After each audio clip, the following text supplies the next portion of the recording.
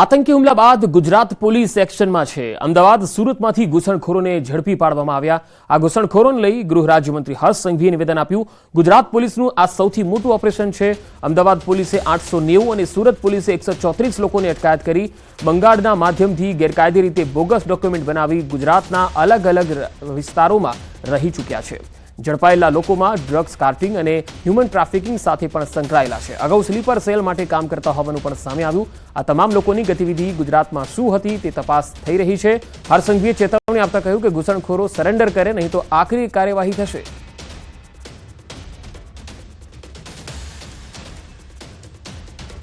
Ahmedabad police ने 890 जितने अवैध बांग्लादेशियों को एवं सूरत पुलिस द्वारा 134 जैसे अवैध बांग्लादेशियों को पकड़ने में सफलता प्राप्त की है। गुजरात पुलिस का ये आज तक का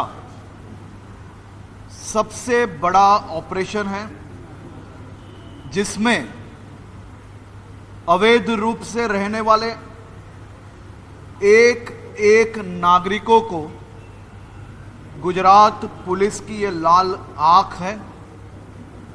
खास तौर पे ये सभी बांग्लादेशी बंगाल के माध्यम से बंगाल से अवैध तरीके से कई फेक डॉक्यूमेंट्स बनाए थे और उसी माध्यम से वो गुजरात एवं भारत के अलग अलग राज्य में पहले रह चुके हैं। और मैं ये सभी लोगों को स्पष्ट संदेश देना चाहता हूं, या तो खुद सामने से चल के पुलिस स्टेशन में जाके अपने आप को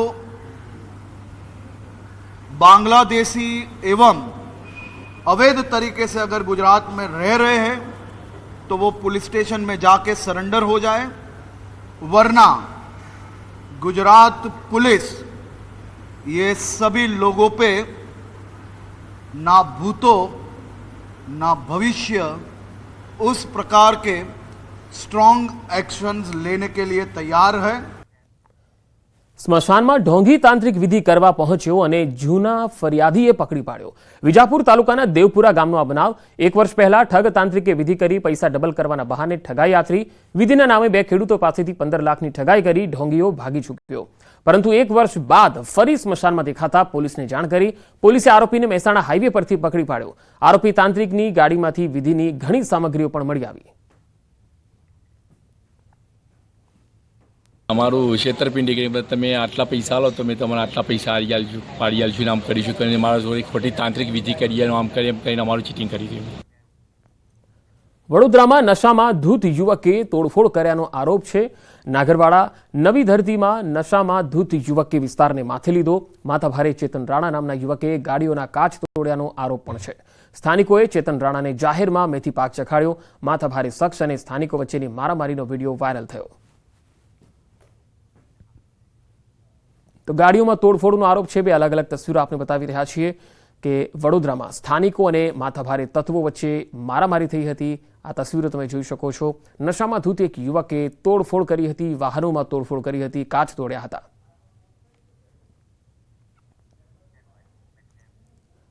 આ તરફ ગોંડલમાં મારામારીની એક ઘટના સામે આવી। રૂપાવટી ગામના સરપંચના પુત્રએ માર માર્યાનો બનાવ સીસીટીવીમાં કેદ થયો। આ તસવીરો જુઓ। મોવિયા રોડ પર રેતી ચોકમાં આવેલ વચરાજ ફેબ્રિકેશનમાં મારામારીની ઘટના બની।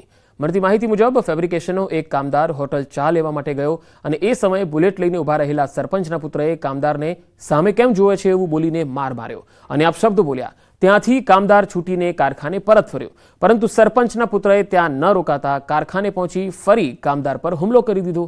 ત્યારે મહિલા સરપંચના પુત્ર સુરેશ સોલંકીની દાદાગીરી સીસીટીવીમાં કેદ થઈ। સમગ્ર મામલે ગોંડલ શહેર એ ડિવિઝન પોલીસે તપાસ હાથ ધરી, જ્યારે મારામારીમાં ઇજાગ્રસ્ત થયેલને સારવાર અપાઈ રહી છે। રાજકોટ જિલ્લામાં કાયદો વ્યવસ્થાના લીરે લીરા ઉડ્યા। ધોરાજીના તોરણિયા ગામે બબાલ થઈ ગઈ। તોરણિયા ગામે પોલીસ અને સ્થાનિકો વચ્ચે ઘર્ષણ થયું। નંબર પ્લેટ વગર ગાડીમાં સિવિલ ડ્રેસમાં આવી પોલીસે ખુલ્લેઆમ દાદાગીરી કરી હોવાનો આરોપ છે। ધોરાજી અને જેતપુર પોલીસની સંયુક્ત ટીમ પર ગંભીર આક્ષેપો લાગ્યા. 15,000 રૂપિયા ન આપતા પોલીસે પિતા પુત્રને માર માર્યો, મહિલાઓ સાથે બળજબરી કરી અને મારપીટ કરી હોવાના પણ આરોપ છે. ધરણા કરી રહેલા ફરિયાદી પિતા પુત્રને કારણ વગર ડિટેન કરાયા. પિતા પુત્રની પોલીસે ફરિયાદ ન લેતા તોરણિયા ગામના લોકો ન્યાયની માંગ સાથે ધરણા પર બેઠા. માગણી કરેલી કે જો તમારે રાત્રિ રોકાણ ના કરવું હોય તો 15,000 રૂપિયા આપવા પડશે. ગરીબ પરિવાર હોય, એમની માગણી સંતોષી ના શક્યો, જેથી એમને ઢોર માર માર્યો. 14 દિવસ સુધી પોલીસ ફક્ત નિવેદન રમી, કોઈ ગુનો દાખલ થયો નહીં. 4 ધોરાજી તાલુકા પોલીસ સ્ટેશનના કર્મચારીઓ સિવિલ ડ્રેસમાં અને નંબર પ્લેટ વગરની પર્સનલ ગાડીમાં આવે છે અને આ લોકોને બળજબરીથી લઈ જવાની કોશિશ કરે છે. સુરતમાં એક લોહિયાળ મારામારીમાં 2 યુવકો ઘાયલ થઈ ગયા. માંગરોળના કુંવારદા ગામે આ મારામારી થઈ, જેમાં માથાના ભાગે ધારિયાના ઘા ઝીકી જીવલેણ હુમલો કરવામાં આવ્યો. આ બનાવમાં 2 યુવકને ગંભીર હાલતમાં હોસ્પિટલમાં સારવાર અર્થે ખસેડાયા. હુમલાખોર શખ્સો જીવલેણ હુમલો કરીને ફરાર થયા. ઇજાગ્રસ્ત બંને યુવકો મુળદના પ્રભુનગરના રહેવાસી છે. કોસંબા પોલીસ ઘટના સ્થળે પહોંચી તપાસ કરી હતી. તો સુરતના માંગરોળના કુંવારદા ગામનો આ બનાવ છે. મારામારી થઈ ગઈ અને આ એવી મારામારી હતી જે લોહિયાળ બની. 2 યુવકો ઘાયલ થયા છે. 4 અલગ અલગ તસવીરોમાં અમે આપને બતાવી રહ્યા છીએ કે કેવી રીતે અલગ અલગ સ્થળો પર મારામારીના બનાવો સામે આવ્યા. એક તરફ વડોદરામાં તમે જોઈ શકો છો, નશામાં ધૂત એક અસામાજિક તત્વ ખુલ્લેઆમ તોડફોડ કરવા લાગ્યો. બીજી તસવીરમાં કારખાનામાં છે મારામારી થઈ હતી. ગોંડલની તસવીર છે. ત્રીજી તસવીર ધોરાજીની પણ તમે જોઈ શકો છો, જ્યાં પોલીસ અને સ્થાનિકો વચ્ચે ઘર્ષણ થયું, પોલીસ પર ગંભીર આક્ષેપો લગાવ્યા. અને ચોથી તસવીર સુરતના માંગરોળની છે, જ્યાં આ પ્રકારે મારામારી થઈ.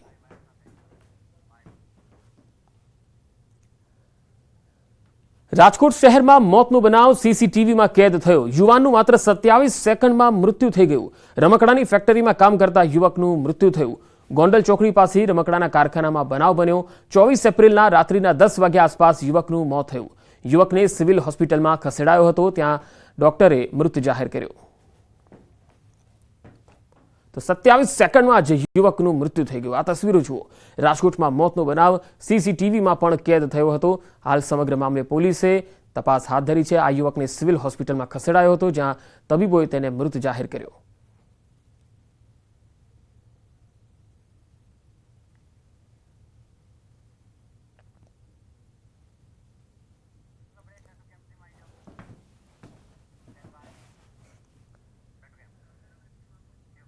આગળ વધુ સમાચારો પર નજર કરીશું. હાલ રોકાઈશું એક વિરામ માટે.